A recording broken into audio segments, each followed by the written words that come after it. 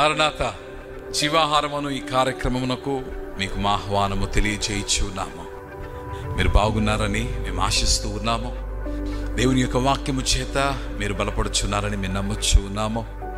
మీలో అనేకులు ఈ కార్యక్రమము మీకు ఆశీర్వాదకరముగా ఉన్నదని తెలియచెప్పును బట్టి మేమెంతో సంతోషిస్తూ దేవుని స్తుతిస్తూ ఉన్నాము.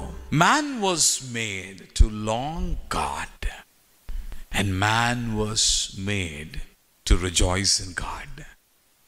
దేవుని కోరుకుని దేవుని బట్టి సంతోషించాలని దేవుడు మనిషిని నిర్మించాడు. చాలాసార్లు మనము లోకములో మన సంతోషాన్ని మనం వెతుకుతూ ఉంటాం.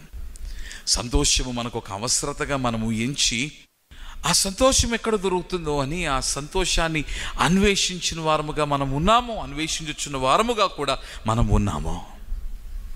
I want to give you a reason where you can find joy in life. జీవితంలో ఇట్టి సంతోషము మీకు దొరకగలిగిన ఒక చోటును మీకు చూపించాలని నేను ఇష్టపడుతూ ఉన్నాను. ఆ చోటే దేవుని యొక్క వాక్యము.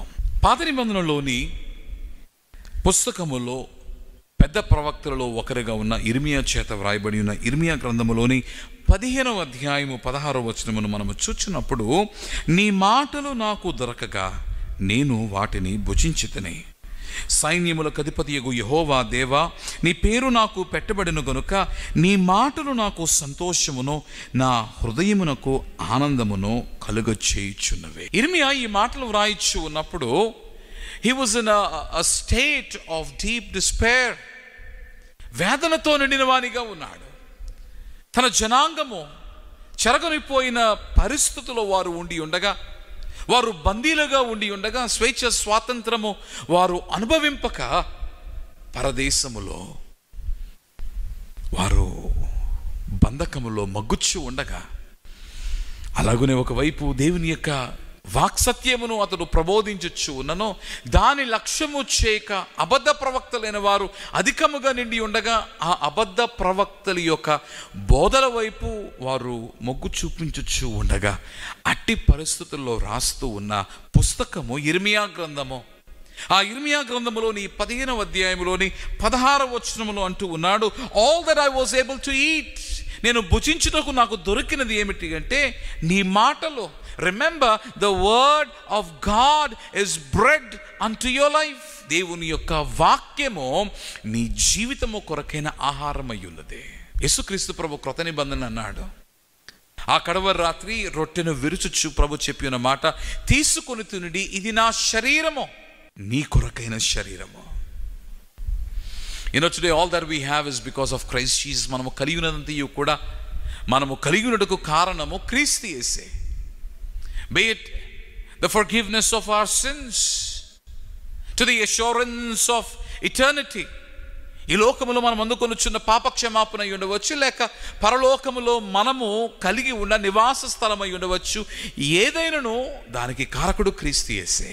ఆ క్రీస్తు యేసే తన శరీరమును ఆహారముగా నీవు భుజించవలనని తీసుకుని తినుడి, ఇది నా శరీరం అని చెప్పుచ్చు ఉండగా, దేవుని బిడ్డలారా, ఆ క్రీస్తు యేసే ఏమై ఉన్నాడంటే వాక్కై ఉన్నాడు. అందుకని ఆది యందు వాక్యము ఉండెను, వాక్యము దేవుని యొద్ద ఉండెను, వాక్యము దేవుడై ఉండెనని యోహాను స్వార్తలో మనము చూచుచు ఉండగా, దాని అర్థము ఏమిటి అంటే it is Christ Jesus who is being reflected through the word. దేవుని యొక్క వాక్యములో నుండి ప్రత్యక్షపరచబడుచున్నది ఎవరనగా క్రీస్తు యేసు. ఆ వాక్యములోని మాటలు నాకు దొరకగా ఇర్మియా అంటూ ఉన్నాడు. అనగా దేవుని యొక్క మాటలు నాకు దొరకగా I was able to eat it. నేను భుజించి ఉన్నాను. You see, we live in a temporal world. తాత్కాలికమైన లోకంలో మనం జీవిస్తూ ఉన్నాం. మనము సుఖమును కోరుకుంటలో తప్పు లేదు, సంతోషమును వెతుకుటలో తప్పు లేదు. కానీ when you try to search it in a temporal place, తాత్కాలికమైన నాశనము కానయున్న ఈ లోకములో నీవు వెతికినప్పుడు, remember that will be temporal. అది కూడా తాత్కాలికమే. మనలో చాలా మంది లోకాన్ని వెతుకుతూ లోకములో దీనిని కనుగొనవలనని యత్నిస్తూ ఉంటారు. కానీ నీకు ఆ సంతోషము లోకములో దొరకదు. ఒకవేళ దొరికిన అది తాత్కాలికమే. బాధలో, వేదనలో, దుఃఖములో ఇర్మియాకు సంతోషం దొరికింది. ఆ సంతోషం ఎక్కడనగా దేవుని యొక్క వాక్యములో. అందుకనే ప్రతిదినము దేవుని యొక్క వాక్యమును చదవండి, దేవుని యొక్క వాక్యమును ధ్యానించండి, దేవుని యొక్క వాక్యమును భుజించి సంతోషముతో నిండి ఉండండి. మే your day be filled with Joy through the word of God. ప్రార్థన చేసుకుందాం. ప్రభువా, నీ వాక్యము వలన సంతోషం అని మేము తెలుసుకున్నాం. లోకములో మేము సంతోషం వెతుకుచున్నామేమో, మా జీవితమును తండ్రి రూపాంతరపరచుము. నీ వాక్కుతో నింపి తండ్రి నీ వాక్కును మేము భుజించి ఆనందించుటకు సంతోషించుటకు సహాయము చేయము. ప్రాణనాథుడైన క్రీస్తు పేర ప్రార్థించుచున్నాము మా ప్రియ పరలోకపు తండ్రి. ఆమేన్. మరణాత.